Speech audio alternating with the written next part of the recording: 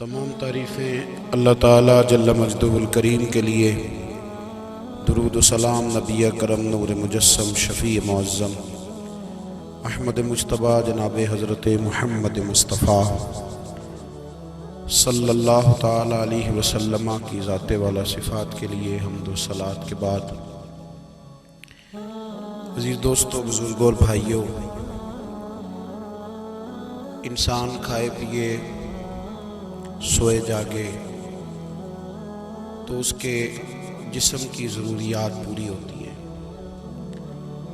لیکن جب وہ اللہ کا ذکر کرتا ہے، نماز پڑھتا ہے، دعا مانگتا ہے، استغفار پڑھتا ہے، درود و سلام کے گجرے پیش کرتا ہے، تو پھر اس کی روحانی ضروریات پوری ہوتی ہیں۔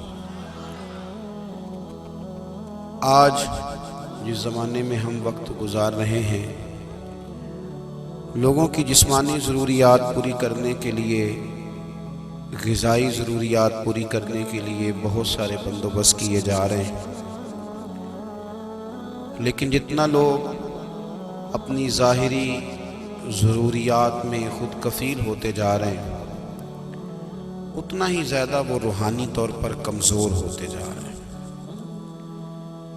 گھنٹوں بیٹھ کر گپ شپ کرنے والے لوگوں کے لیے تھوڑی دیر بھی ذکر الہی کرنا مشکل ہو جاتا ہے۔ لمبی چوڑی باتیں کرنے والے، لمبے چوڑے دلائل دینے والے لوگ اور سمجھدار لوگ اور سیانے لوگ عبادت کے معاملے میں سستی کرتے ہیں، عمل کے مسئلے میں کمزور ہو جاتے ہیں۔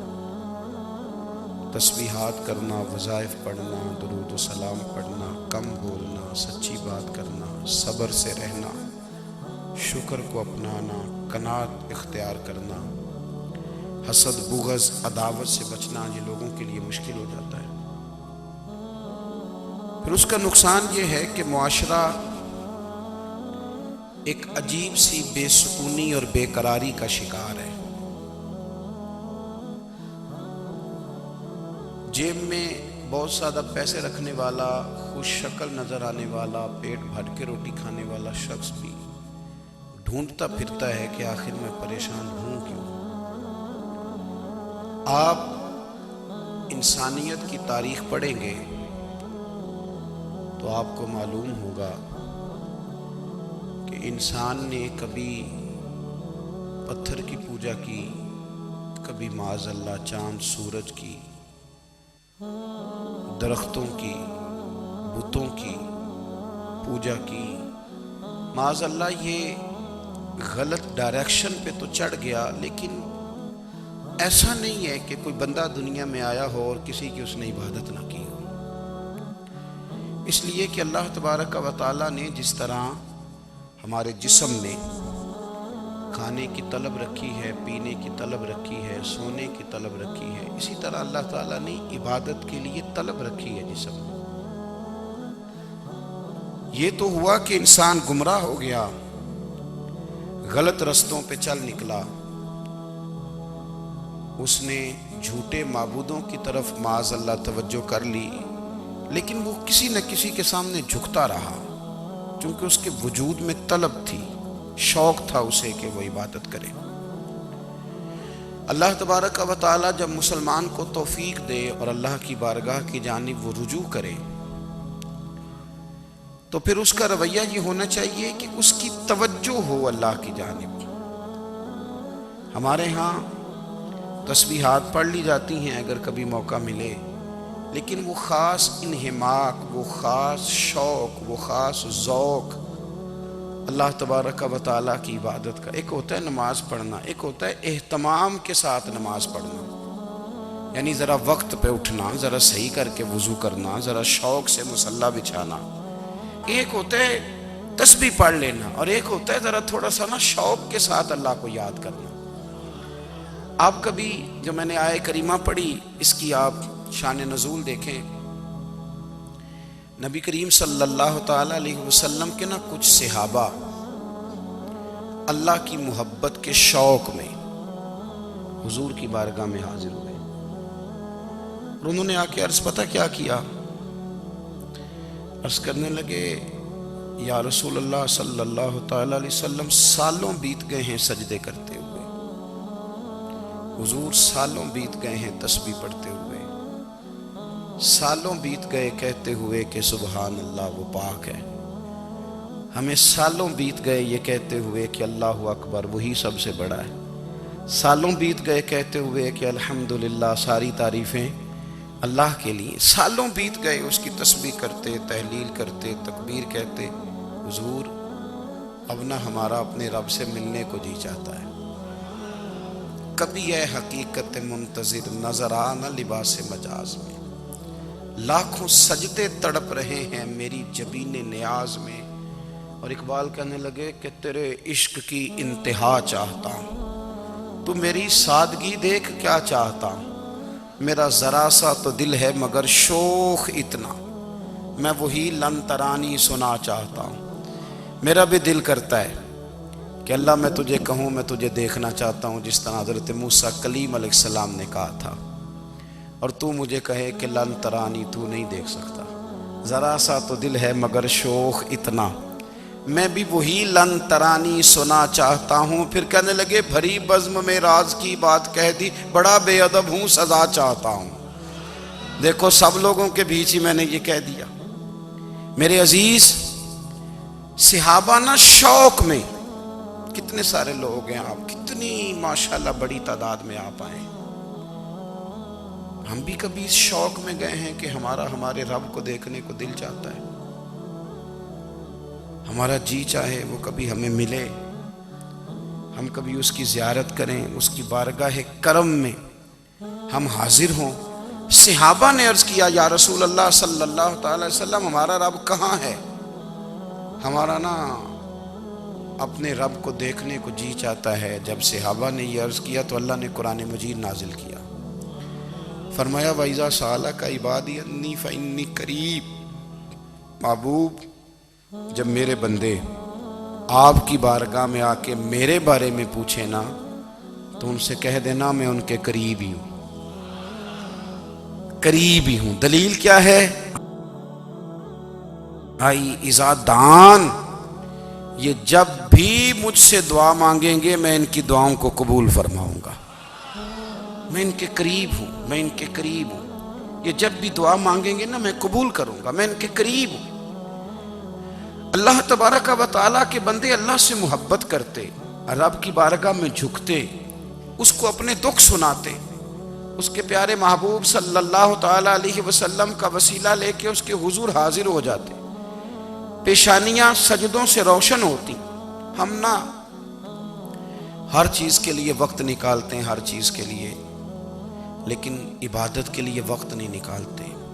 ہر شے آباد ہے، ہر شے، ہماری فیس بک بھی آباد ہے، واٹس ایپ بھی آباد ہے، ہمارے ٹویٹر بھی آباد ہیں، ہماری ہر چیز آباد ہے، سب سے کم آباد ہمارا مصلی رہ گیا ہے، سب سے کم۔ وہ لوگ اب ڈھونڈنے سے ملتے ہیں جن کی بغل میں مصلی ہوتا تھا۔ میرے بھائی آپ کتنا کو دنیا کے پیچھے بھاگو گے تھکا دے گی، کتنا دولت کے پیچھے بھاگو گے تھکا دے گی۔ آپ جب اپنی زندگی میں جمع تفریق کرو گے نا تو مرتے وقت احساس ہوگا کہ سارا کچھ تو لوگوں کے لیے کیا، اپنے لیے تو کر ہی کچھ نہیں سکے۔ اور ہم عبادت کے معاملے میں بہانے بازی بھی کرتے ہیں، ہم کہتے ہیں اوہو رزق کمانا بھی تو عبادت ہی ہے نا، تو میں حلال روزی کے لیے جا رہا ہوں، یہ بھی تو عبادت ہے نا۔ میری طرح کے لوگ کہہ دیتے ہیں کہ میں سویرے اٹھ کے مدرسے میں کچھ اسباق دیکھتا ہوں تو یہ بھی تو عبادت ہے، میں بیان کرنے کے لیے مطالعہ کرتا ہوں تو یہ بھی تو عبادت ہے نا، اتنے لمبے سفر کر کے ملک میں دنیا میں گھومتا ہوں تو یہ بھی تو میں عبادت ہی کر رہا ہوں۔ اب اسپیشل نفلوں کے لیے وقت کس طرح نکلے، اسپیشل کر کے تسبیح میں کیسے چلاؤں، میں سارا کچھ ہم بہانے بنا لیتے ہیں نا۔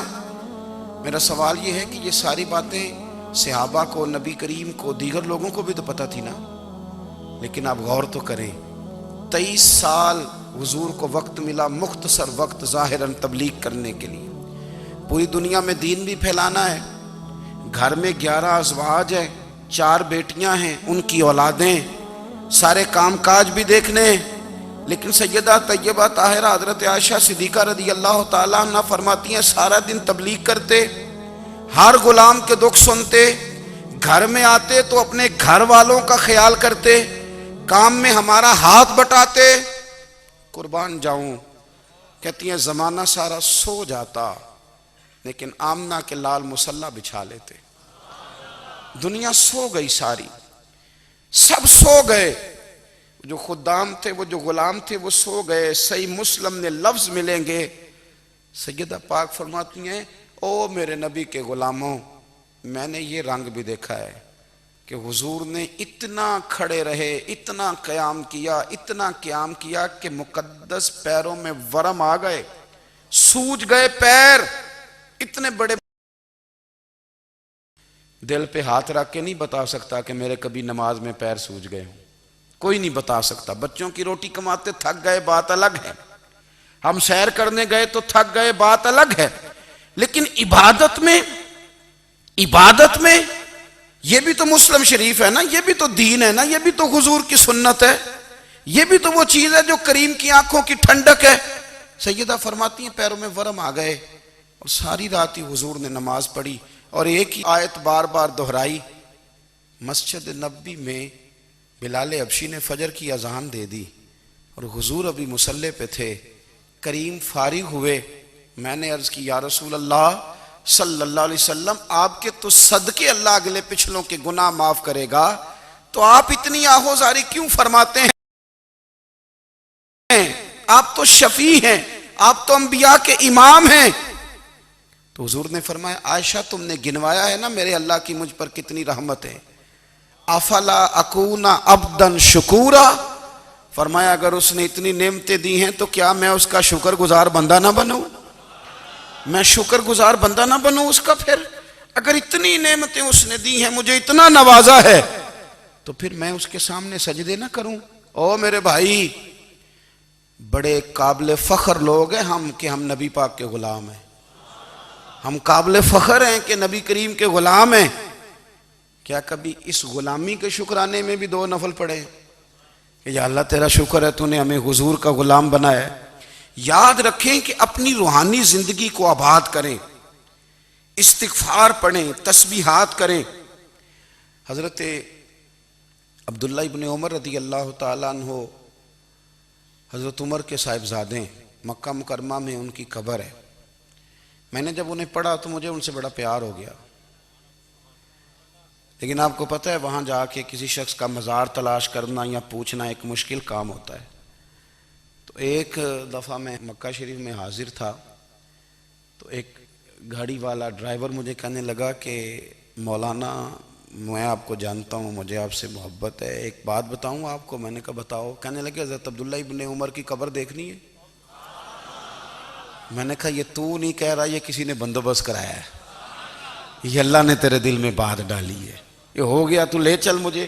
حضرت عبداللہ ابن عمر کو نبی پاک نے فرمایا تھا راجل صالح، یہ نیک بندہ ہے، یہ متقی آدمی۔ حضرت عبداللہ ابن عمر رضی اللہ تعالیٰ عنہ سیدنا فاروق اعظم رضی اللہ تعالیٰ عنہ کے صاحبزادے ہیں، اور ان کی ہمشیرہ سیدہ حفصہ رضی اللہ تعالیٰ عنہ حضور کی زوجہ محترمہ ہیں۔ ایک دن اپنی ہمشیرہ سے کہنے لگے کہ نبی کریم صلی اللہ تعالیٰ علیہ وسلم گھر میں آئے نا، اور اگر حضور غم امت میں پریشان نہ ہوں، طبیعت کو حشاش بشاش دیکھو، تو ذرا پوچھنا تو صحیح حضور کا میرے بارے میں کیا خیال ہے، پوچھنا تو صحیح کہ کریم کی بارگاہ میں میرا کیا مقام ہے، میرے بارے میں حضور کیا فرماتے ہیں۔ اب بہن کو کام بتائے اور بتائے بھی بھائی، اور پھر بہن وہ کام نہ کرے، یہ تاریخ میں ہوتا نہیں۔ حضرت عمر فاروق رضی اللہ تعالیٰ عنہ کی صاحبزادی ام المومنین رضی اللہ تعالیٰ عنہ فرماتی ہیں کہ میں تو بس منتظر تھی، انہوں نے تو کہا تھا نا کہ اگر تم حشاش بشاش دیکھو تو بات کرنا، لیکن حضور تشریف لائے، میری باری تھی، میرے گھر تشریف لائے، کھانا پیش کیا تو فوراً میں نے عرض کی حضور ایک بات پوچھنی تھی۔ تو حضور نے فرمایا پوچھئے۔ میں نے عرض کی حضور میرے بھائی عبداللہ ابن عمر کے بارے میں آپ کا کیا خیال ہے؟ نوجوانوں میری بات پہ غور کرنا، میرے بھائی کے بارے میں آپ کا کیا خیال ہے؟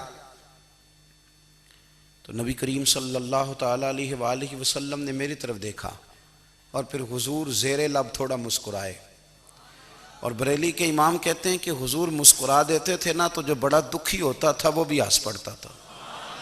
اب سوال پیدا ہوتا تھا کہ پھر تو اس مسکراہٹ کے لیے انتظار کرنا پڑتا ہوگا کئی کئی مہینے کہ حضور مسکرائیں تو رونے والے ہنسیں، تو اعلیٰ حضرت فرماتے ہیں نہیں، انتظار نہیں کرنا پڑتا، یہ مسکراتے رہنا تو حضور کی عادت ہے۔ جس کی تسکین سے روتے ہوئے ہنس پڑے اس تبسم کی عادت پہ لاکھوں سلام۔ یعنی یہ تو عادت ہے حضور کی مسکراتے رہنا، اس کے لیے انتظار نہیں کرنا پڑتا۔ بھائیو آپ خیال رکھیں گے، غور کریں گے، حضرت عبداللہ ابن عمر رضی اللہ تعالیٰ عنہ کے بارے میں پوچھا تو سیدہ فرماتی ہیں کہ نبی کریم صلی اللہ تعالیٰ علیہ وسلم نہ زیر لب مسکرائے اور فرمایا حفصہ تیرا بھائی ہے تو اچھا، لیکن میں نے سنا ہے کہ عشاء کی نماز پڑھتا ہے تو فجر تک سویا ہی رہتا ہے۔ او نوجوانوں، 10 بجے تک سونے کی بات نہیں ہوئی، 9 بجے تک سونے کی بات نہیں ہوئی، 11 بجے اٹھنے کی بات نہیں۔ حضور فرمانے لگے میں نے سنا ہے کہ عشاء کی نماز پڑھ کے سو جاتا ہے اور فجر تک سویا ہی رہتا ہے، اسے چاہیے کہ تہجد کے وقت اٹھا کرے، اللہ کی بارگاہ میں حاضر ہوا کرے، آہوزاری کرے، سجدے کرے، عبادت کرے۔ اٹھتا ہے اور فجر میں جا کے اٹھتا ہے۔ حضرت جناب حفصہ رضی اللہ تعالیٰ عنہ کہتی ہے میں نے جناب عبداللہ ابن عمر کو پیغام دیا اور میں نے کہا میرے جوان بھائی سن، نبی پاک نے فرمایا ہے تو اچھا پر تہجد میں نہیں اٹھتا، نفل نہیں پڑھتا۔ او میری ملت کے جوانوں، مزہ نہیں آ جاتا جب ساری دنیا سوئی ہو، ساری دنیا، اور بستر بھی گرم ہو اور نیند بھی پورا غلبہ کر رہی ہو، اور اچانک گھنٹی بجے دماغ میں، آنکھ کھلے، گھڑی پہ نظر پڑے، 3:30 4 بجے کا پیغام گھڑی بتائے، اور کوئی چڑھتی جوانی والا اٹھ کے وضو کرے، اور جب وہ مصلی کھول کے بچھائے تو مدینے والے محبوب کہتے ہیں کہ ہر نماز پہ رب ثواب دیتا ہے، اور جو اٹھ کے تہجد کی نماز پڑھے اسے دیکھ کے تو رب مسکراتا ہے، جو اس کی شان کے لائق ہے، جو اس کی شان کے لائق، وہ مسکراتا ہے، خوش ہوتا ہے کہ میرا بندہ تہجد میں اٹھ گیا، وہ مسکراتا ہے۔ کاش ہماری صبحیں کبھی اپنے مالک کے نام ہو جائیں، کاش کے صبح۔ حضرت ابو الحسن رحمۃ اللہ تعالیٰ علیہ حضرت معاذ ابن جبل رضی اللہ تعالیٰ عنہ کے پاس بیٹھا کرتے تھے، فرماتے ہیں ان سے جو پیار بڑھا تو پھر میرا مصلی سے بھی بڑھ گیا۔ تابعی ہیں، فرماتے ہیں صحابی رسول سے محبت ہوئی تو ذکر سے بھی ہو گئی، پھر درود شریف سے بھی ہو گئی، محبت ان سے بڑھی تو پھر اللہ نے مسجد کا پیار بھی بڑھا دیا۔ آپ فرماتے ہیں کہ میری ہر وقت بھی یہ چاہتی تھی کہ بس اللہ اللہ کروں، بس اللہ اللہ کروں، بس نہ میں ذرا تھوڑی جان چھڑاؤں لوگوں سے، کوئی 10 منٹ ملے تو میں کچھ 4 نفل پڑھ لوں، میں تھوڑا سا نہ بچوں لوگوں سے، اور مجھے تسبیح ملے تو میں نہ کچھ 400-500 دفعہ استغفار پڑھوں، سبحان اللہ، الحمدللہ، اللہ اکبر، لا حول ولا قوت الا باللہ، میں نہ تسبیحات پڑھوں۔ فرماتے ہیں کہ بچے تھے گھر میں 6-7، غربت تھی، کام ملتا کوئی نہیں تھا، اور میں کام چور نہیں تھا، کام ڈھونڈتا تھا، پر اللہ کی قدرت کے کام نہیں ملتا تھا۔ فرماتے ہیں کہ میں نے ایک دن اپنی اہلیہ سے کہا کہ آج میں پھر جاتا ہوں کام ڈھونڈنے، تو میری بیوی بڑی فرما بردار تھی، پر اس دن نہ غربت کے ہاتھوں تنگ آ کے کہنے لگی آج نانا کوئی تو چیز لے کے آیا، تو مجھ سے بچوں کی بھوک نہیں دیکھی جاتی، یہ سب روگاں دا روگ محمد جس دا نام غریبی، کنڈ بلا کے لنگ جاندے نہیں دوست یار قریبی، آج نہ کچھ لے کے آیا تو میں بچے لے کے میکے چلی جاؤں گی۔ شیخ فرماتے ہیں کہ میں بڑا پریشان گھر سے نکلا، پر میں نے صبح سے لے کے زور تک کام ڈھونڈا، کام ملا کوئی نہیں، تو میرے دل میں خیال آیا چلو کام نہیں ملتا تو اللہ اللہ تو کرے نا، چلو بندوں کی مزدوری نہیں ملتی تو رب کریم کی عبادت ہی کرتے ہیں۔ فرماتے ہیں کہ میں نے نا فرات کے پانی سے وضو کیا، نہر کے، شدید دھوپ تھی، ساتھ ریت تھی اور ریت تپ رہی تھی، میں نے اپنا رومال وہیں مصلی کے طور پر بچھا لیا، اور فرماتے ہیں کہ زور سے لے کر عصر تک نماز پڑھی، دھوپ بھی پورے زور پہ، پر میرے سجدے کا ذوق بھی پورے زور پہ۔ فرماتے ہیں سورج بھی چمک رہا ہے اور رب کی عبادت کا ذوق بھی پورے زور پہ، میں سجدہ کروں تو پھر میرا اٹھانے کو جی نہ چاہے، میرے استاد لکھا کرتے تھے، یہ ان کا شعر ہے، وہ کہا کرتے تھے مجھے سوز دے، مجھے ساز دے، اور مجھے نیم شب کا نیاز دے، دم سجدہ خود کو میں توڑ دوں، مجھے ایسا ذوق نماز دے۔ اور میں تیری بہار کا پھول ہوں، میں کھلا بھی ہوں تو تیرے لیے، مجھے میری شاخ سے توڑ لے، مجھے اپنی زلف کا ناز دے۔ بھائی فرماتے ہیں کہ عصر تک میں نے نفل پڑھے، دل ڈھلنے لگا، عصر کی نماز پڑھی اور میں وہاں سے چلا۔ اب میں جب نکلنے لگا تو دل میں خیال آیا کہ چھوٹی چھوٹی دیواریں ہیں گھر کی، بغیر کچھ لیے جاؤں گا تو بیوی دور سے دیکھے گی تو شور کرے گی کہ پھر خالی ہاتھ آ گیا ہے۔ کہتے میں نے اپنے اسی رومال میں جس پہ میں نے نماز پڑھی تھی نا، رومال میں کی آخی دے پنجابی صافہ، کہتے ہیں اسی میں نا میں نے کچھ ریت بھر لی کہ وہ دور سے دیکھے گی تو سمجھے گی کچھ لے کے آیا ہے، چلو جا کے اسے بتا دوں گا کہ آج پھر مزدوری نہیں ملی۔ کہتے ہیں وہ ریت لے کر جب میں گھر میں گیا تو پہلے بیوی دروازے پہ کھڑی ہوتی تھی، پوچھتی تھی خالی ہاتھ آ گئے ہو؟ آج میں نے دیکھا تو ہے ہی کوئی نہیں۔ فرماتے ہیں میں اندر داخل ہوا، سلام لیے، کونے میں میں نے وہ رومال رکھ دیا اور میں نے آواز دی کہ بھلی مانس کہاں ہو؟ تو وہ کہنے لگی آپ منہ ہاتھ دھو لیں، میں روٹی لے کے آئی۔ میں نے کہا روٹی کہاں سے آ گئی؟ یہاں تو کئی دنوں کے فاقے، تو کئی دنوں کی غربت ہے، یہاں تو اس گھر میں تو فقیری ہے۔ فرماتے ہیں کہ وہ روٹی لے کے آئی اور اس وقت کی جو موجودہ نعمتیں تھیں، سمجھ لیں سلاد، اچار، ہر چیز ساتھ لائی۔ میں نے کہا کہ بچے کہاں گئے؟ کہنے لگی وہ کھانا کھا کے کھیلنے گئے، آپ کھانا کھا لیں آ جاتے۔ کھانا اس نے چن دیا۔ میں نے حیرت انگیز لہجے میں ساری نعمتیں اپنے دسترخوان پہ دیکھ کر کے بیوی سے پوچھا یہ کہاں سے آیا کھانا؟ بچوں کو تو نے کہاں سے کھانا کھلایا؟ یہ سارا کچھ کیسا ہے؟ تو کہنے لگی پتہ نہیں آج آپ کس کریم کی مزدوری کرنے چلے گئے تھے، پتہ نہیں کس کریم کی، میرے گھر میں تو اتنی نعمتیں آئی ہیں کہ مجھ سے سنبھالی نہیں جا رہی، اتنا اناج ہے، اتنا گندم ہے، کس کریم کے دروازے آج چلے گئے تھے؟ یہ کہتے کہتے وہ اٹھی اور اٹھ کر کے کہنے لگی پہلے بڑا کچھ آیا تھا، اب کیا لے آئے ہو؟ اور جا کر کے نا اس نے وہ ریت والا رومال کھولا، کہنے لگے میں تو لے کے آیا تھا ریت، تو میرے رب نے اسے بھی سونے اور ہیرے بنا دیا تھا۔ جب آپ کی توجہ اللہ کی جانب، میرے نبی پاک صلی اللہ تعالی علیہ وسلم نے فرمایا ہر چیز اپنے رب سے مانگ، ہر چیز مانگ، ہر چیز مانگ۔ یا رسول اللہ کیا کچھ؟ میرے محبوب نے فرمایا تیرے گھر میں نمک بھی ختم ہو جائے تو وہ بھی اپنے رب سے مانگا کر، تو مانگنا وہ تجھے دے گا، تو اس کی بارگاہ میں کشکول طلب دراز تو کرنا۔ اور ترمذی شریف میں عجیب لفظ ہیں، رسول کائنات نے فرمایا، رب کریم فرماتا ہے جب میرا بندہ ہاتھ اٹھاتا ہے نا تو مجھے حیا آتی ہے کہ میں خالی کیسے لوٹا دوں اس کے، اتنے بڑے بادشاہ کی بارگاہ میں۔ او بھائی لوگوں سے عزتیں تلاش کرتے ہو تو وہ کیا تمہیں عزت دیں گے؟ وہ تو کل اچھا کہتے ہیں پرسوں برا کہنے لگ جاتے ہیں۔ لوگوں کے سامنے گڈ بک میں آنا چاہو گے تو وہ تو سویرے تمہارے بارے میں کچھ کہیں گے، شام کچھ اور کہیں گے۔ اپنی روحانی زندگی آباد کریں، اپنے مصلے کو وقت دیں، اور دنیا سے چھپ کر اس موبائل کو بند کر کے اور اپنے آپ سے بھی چھپ کے اور تنہا ہو کے چھپا کے سارا کچھ اپنے آنسو اپنے رب کی بارگاہ میں پیش کریں، اس کے حضور حاضری دیں۔ سنو نا ترمذی کی حدیث، اور اسے یاد رکھنا، نبی پاک علیہ السلام نے فرمایا اپنے دکھ لوگوں کے سامنے نہ بیان کرنا، سیٹھوں نوابوں کو نہ بتاتے پھرنا، دنیا داروں کے سامنے جا کے نہ رونا کہ میں تکلیف میں ہوں۔ فرمایا اگر دنیا داروں کو دکھ بتاؤ گے رب تمہیں کبھی غنی نہیں کرے گا، اور لوگ ہیں کہ الٹا مذاق اڑائیں گے۔ آپ کی جس سے بڑی پکی یاری ہے نا، پکی، وہ تب تک پکی ہے جب تک آپ نے 50,000 مانگا نہیں، اور جس وقت آپ نے کہہ دیا کہ میں مجبور ہوں میری مدد کر تو پھر ختم ہو گئی دوستی۔ لوگوں کی تعلقات آپ کے ساتھ تب تک ہیں جب تک آپ ان سے کوئی ضرورت وابستہ نہیں کرتے۔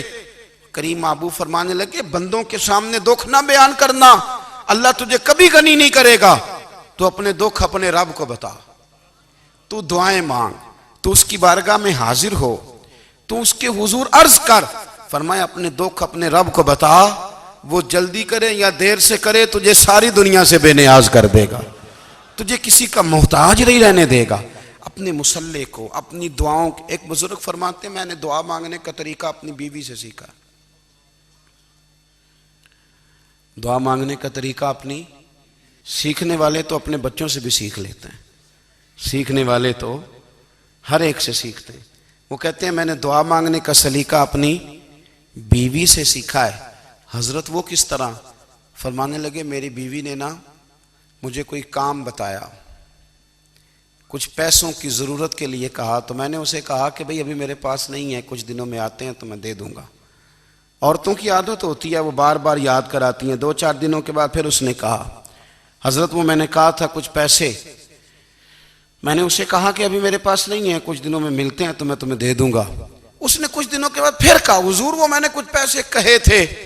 فرماتے میں نے ڈانٹ دیا، میں نے کہا کہ کیا تو روز مجھے شرمندہ کرتی ہے، کہا نا میرے پاس نہیں ہے، ہوں گے تو دے دوں گا، تو روز یاد کراتی ہے. فرماتے ہیں اس نے پہلے تو میری ڈانٹ کو سہا، پھر میرے سخت جملوں نے اس کی آنکھوں میں آنسو پیدا کر دیے، پھر اس نے اپنے آنچل میں اپنے اس دکھ کو سمیٹا، اور پھر اس نے ایک جملہ کہا تو میں رو پڑا اور مجھے اپنے رب سے مانگنے کا طریقہ آ گیا. مجھے کہنے لگی حضرت جی آپ نے ڈانٹ دیا میں نے سہ لیا، پر آپ ہی میرے شوہر ہیں، بتائیں نا آپ سے نہ کہوں تو میں کس سے جا کے کہوں. فرماتے ہیں میں رو پڑا اور میں کھل کے رویا اور میں تڑپ کے رویا، اور پھر میری سسکیاں بند گئیں. تو مجھے کہنے لگی آپ کو کیا ہوا؟ میں نے کہا مجھے بھی دعا مانگنی آ گئی ہے. جب میں اسے کہوں گا نا اللہ تو ہی میرا رب ہے، میں تجھ سے نہ کہوں تو میں کس سے جا کے کہوں؟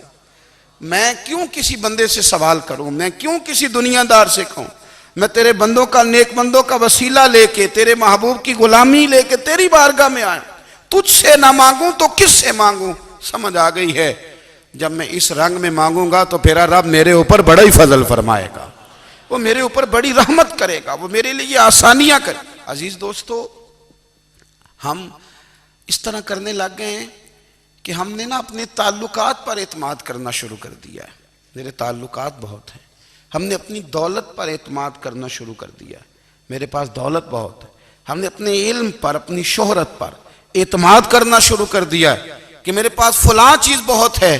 یاد رکھنا جب بے نیاز اپنی صفت بے نیازی دکھاتا ہے تو بڑی بڑی دولتوں والے مجبور نظر آتے ہیں. بھائیو جب انسان کا رشتہ اپنے مالک کے ساتھ ہوتا ہے پھر تو غم بھی کچھ نہیں کہتے، پریشانیاں بھی کچھ نہیں کہتی، پھر تو زندگی صبر والی، پھر تو زندگی توکل والی، پھر تو زندگی بھروسے والی. پھر انسان اپنے آپ کو رسوا نہیں کرتا، دنیا داروں سے امیدیں اس کی ختم ہو جاتی، امیدیں اللہ رسول سے لگا لیتا ہے، مضبوط ہو جاتا ہے، مضبوط، طاقتور ہو جاتا ہے، خوددار ہو جاتا ہے، باوقار باعزت ہو جاتا ہے. حضرت بہلول دانا رحمت اللہ علیہ بیٹھے تھے تو ہارون رشید حج کر کے آ رہا تھا، تو رستے میں حضرت شیخ سے ملاقات ہو گئی تو السلام علیکم کے بعد کہنے لگا حضور کوئی حکم ہو تو بتائیے گا. تو حضرت بہلول دانا فرمانے لگے تیرا رب کون ہے؟ اس نے کہا اللہ. تو فرمایا میرا کون ہے؟ کہا اللہ. فرمانے لگے تو بڑا ہی بیوقوف ہے، کیا تو یہ سمجھتا ہے کہ رب ہارون رشید کو تو دے گا اور بہلول دانا کو بھول جائے گا؟ تیرا بھی وہی رب ہے، میرا بھی وہی رب ہے. اس نے اگر تجھے دے کے آزمایا ہے تو ہو سکتا ہے مجھے نہ دے کے آزما رہا ہو. جب اس کی حکمت کے تقاضے ہوں گے تو عطا کرے گا اور دے گا. تو جا اپنا کام کر. بھائی اپنی روحانی زندگی، اپنی عبادات، اپنے وظائف، اپنے روزمرہ کے معاملات، اپنی دعائیں، اپنا استغفار. دیکھو کوئی مشکل کام تو نہیں، 2 رکوع ہیں سورہ واقعہ کے اگر رات کو پڑھ لی جائے تو. میں کس طرح یہ بات بیان کروں کہ تعویذ بانٹنا آسان ہے اور وظیفہ بتانا مشکل ہے. سارا دن تعویذ بانٹیں تو لوگ لینے کو تیار ہیں، اور اگر آپ وظیفہ بتائیں تو کہتے ہیں تو مشکل کام ہے. او خدا کے بندے، اگر آپ کا تعلق قرآن پاک کے ساتھ مضبوط ہو، قرآن پاک کے ساتھ اگر آپ کا رشتہ ہو، لوگ سفارشیں ڈھونڈتے ہیں نا دنیا میں، کوئی تعلق مل جائے تو میرا کام ہو جائے. دنیا میں اتنا مشکل معاملہ ہے، آخرت میں مجھے بتائیے گا کتنا مشکل معاملہ ہوگا. میرے نبی پاک صلی اللہ تعالیٰ علیہ وسلم نے فرمایا جو لوگ سورہ ملک پڑھا کرتے تھے نا، سورہ ملک، یہ سورت ملک قیامت میں ان کی سفارش کرے گی. اور اس طرح کرے گی کہ کہے گی اے اللہ یہاں اس بندے کو جنت میں داخل کر دے یا مجھے قرآن پاک سے علیحدہ کر دے، تو رب فرمائے گا جا اس کا دامن تھام کے اسے جنت تک پہنچایا۔ آپ بات کو سمجھیں، جب آپ کے تعلقات اپنے معاملات کے ساتھ مضبوط ہوں گے، یہ نبی کریم نے وعدہ کیا ہے کہ تو سورت واقعہ پڑھ تیرے گھر میں فاقہ نہیں آئے گا۔ حضرت عبداللہ ابن مسعود رضی اللہ تعالیٰ عنہ بیمار تھے تو حضرت عثمان غنی رضی اللہ تعالیٰ عنہ تیمارداری کے لیے تشریف لے گئے اور جا کر کے کہا کہ آپ بڑے بیمار ہیں، آپ کی بیٹیاں زیادہ ہیں، میں چاہتا ہوں کہ خزانے میں سے کچھ مدد کروں۔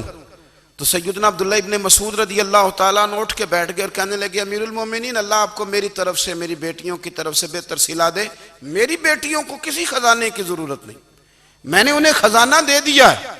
کہا جناب آپ نے کون سا خزانہ دیا ہے، میں آپ کے مالی معاملات کو جانتا ہوں۔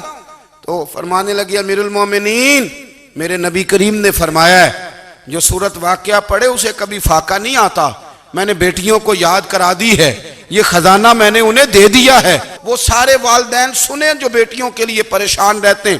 حضرت عبداللہ ابن مسعود نصیحت کر رہے ہیں، فرمانے لگے میں نے سورت واقعہ یاد بھی کرا دی ہے، پڑھنے کی عادت بھی ڈال دی ہے۔ حضور نے فرمایا ہے جو سورت واقعہ پڑھے اسے فاقہ نہیں آتا۔ کہنے لگے چاند تو اپنی جگہ چھوڑ سکتا ہے، سورج گر سکتا ہے، تارے ٹوٹ سکتے ہیں، پر مدینے والے رسول کی بات غلط نہیں ہو سکتی۔ حضور نے فرمایا فاقہ نہیں آئے گا تو انشاءاللہ کبھی بھی نہیں آئے گا۔ کرنے کا کام یہ ہے کہ ہم اپنے معاملات، اپنی عبادات، اپنی دعائیں کبھی 10 منٹ عادت ہو جائے نا دعا مانگنے کی علیحدہ سے رات کو۔ حضور نے فرمایا جو فرض نماز کے بعد دعا مانگے اللہ اس کی قبول کر لیتا ہے۔ نبی پاک صلی اللہ تعالیٰ علیہ وسلم نے فرمایا اللہ مسافر کی دعا قبول فرماتا ہے۔ حضور نے فرمایا اللہ مظلوم کی دعا قبول فرماتا ہے۔ حضور نے فرمایا بیمار سے دعا کراؤ اللہ اس کی دعا قبول فرماتا ہے۔ میرے نبی پاک نے فرمایا ماں باپ جب بھی اولاد کے لیے ہاتھ اٹھائیں، ویسے تے بلے شاہ تو آسمانی اڈدیاں ہی پھڑ دیں، جڑا گھر بیٹھا انہوں بڑھیا ہی نہیں۔ حضور فرمانے لگے ماں باپ جب بھی اولاد کے لیے دعا فرمائیں اللہ ان کی دعا کو قبول کرتا ہے۔ آپ اپنا تعلق بنائیں، دعا کے ساتھ، عبادت کے ساتھ، مصلی کے ساتھ رشتہ بنائیں، استغفار پڑھیں۔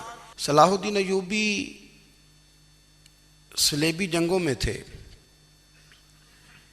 رات کو مسجد اقصیٰ میں نماز پڑھی تو پریشان تھے۔ ایک بزرگ سے ملاقات ہوئی تو وہ کہنے لگے کہ آپ بڑے پریشان ہیں۔ کہنے لگے حضور پریشان اس لیے ہوں کہ پہلے ہی مسلمان کمزور ہے، اب میں نے سنا ہے دشمن کا ایک بحری بیڑا وہ جنگی سامان سے بھرا ہوا آ رہا ہے، تو اب ان کے پاس اور تلواریں اور نیزے آ جائیں گے، مسلمانوں کے پاس پہلے ہی وسائل کی کمی ہے، پریشان ہوں کس طرح کر کے مقابلہ کریں گے۔ یہ بات کہتے ہی صلاح الدین ایوبی نے بزرگوں سے کہا حضور آپ بھی دعا کرنا، دعا کی بڑی طاقت ہے۔ میرے نبی پاک نے فرمایا دعا مومن کا ہتھیار ہے، دعا مومن کا۔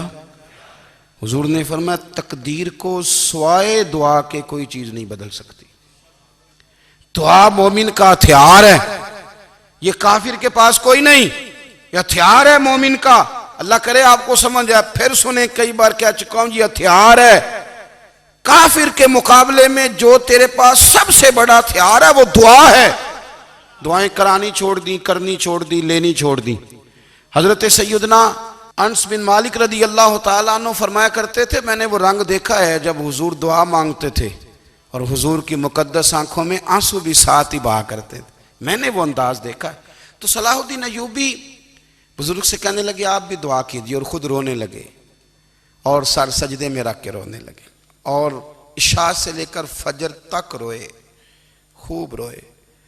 صبح وہ بزرگ آئے